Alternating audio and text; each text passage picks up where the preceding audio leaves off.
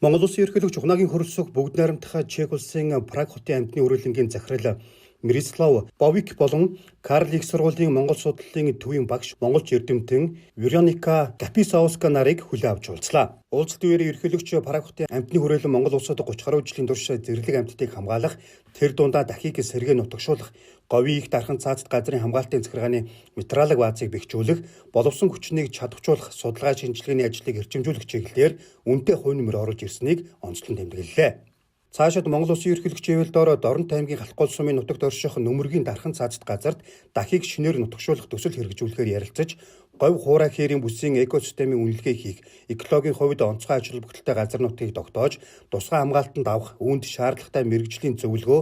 туслалцаа үзүүлэх чиглэлээр хамтран ажиллахаар болсонд ерөнхийлөгч талархал илэрхийллээ. Энэхүү уулзалтанд Монгол Улсын ерөнхийлөгчийн 2025 оны 3 дугаар сард бүгд найрамдах Чех улсад хийсэн төрийн айлчийн хүрээнд хэрэгжүүлж байгаа айлчлалын нэг бөгөөд айлчлалын үеэр ярилцсан санал санаачлагууд энэхүү бодит ажил хэрэг болон хэрэгжиж байгаагийн илэрхийлэл юм а.